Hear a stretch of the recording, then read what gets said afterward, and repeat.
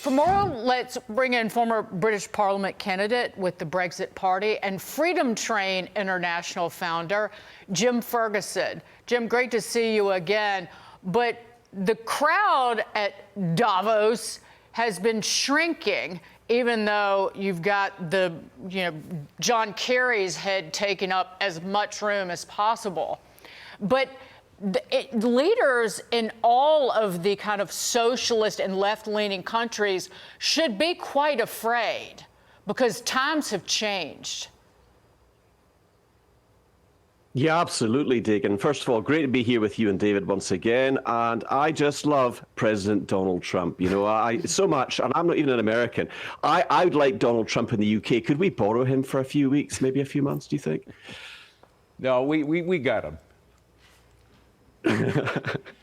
But he can perhaps pave the way for people in other countries. And, despite the fact that these masters of the universe consider themselves to be princes, the kings and queens of these shows, these Davos shows, have always been the regulators, the unelected European bureaucrats, the head of the World Bank, the head of central banks, et cetera. They were the ones that everybody would have to kowtow to. This time it seemed different. They realized what a relief it was to get some of that regulatory duress off of their shoulders. I got the sense that even though they were talking bad about Trump in years past and even months past, this time they liked what they heard. Don't you get, at least from the business community? Oh, absolutely, David. And, one of the things that was quite apparent was the numbers were down at Davos. I think people are waking up. Even those elites don't really want to be associated with somebody as sinister as Klaus Schwab. And I think the veneer is coming off. When Scholz, the German chancellor, was giving his address, it was half empty. The call girl service that's notoriously known in Davos was down by 60%. So that tells you that people are just keeping away from it. But I loved your introduction. I mean, Dagan, it was fantastic to hear that. When President Trump really read the Riot Act to them, getting rid of the Paris Climate Accord, the EV mandates, and putting America first. We absolutely love that. The British Patriots are 100% behind you guys. We love it. Right, the EV mandate, Biden and co. said to the American people, you are going to drive electric vehicles. We're going to mandate it, but it's not going to be via legislation. We're just going to decide this. And there was never any kind of risk-reward analysis, any cost-benefit analysis of this. It was just an utter disaster. Now it's G-O-N-E, gone.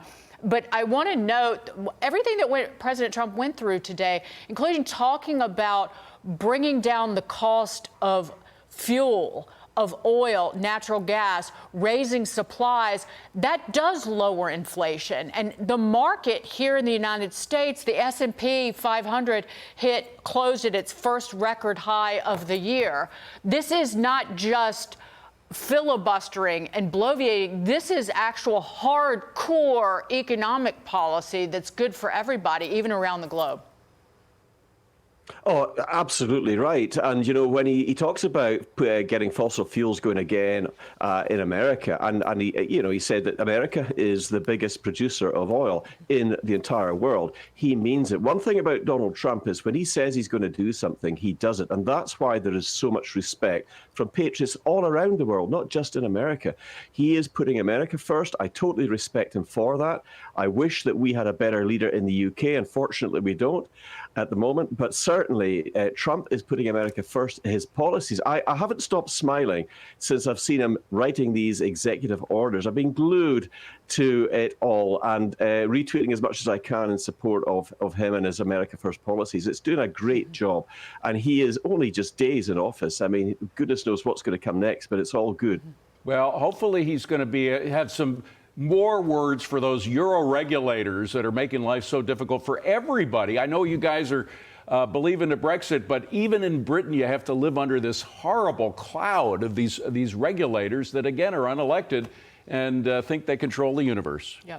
Jim, thank you so much. Great to see you, sir. Thanks Jim a lot, Ferguson. Jim.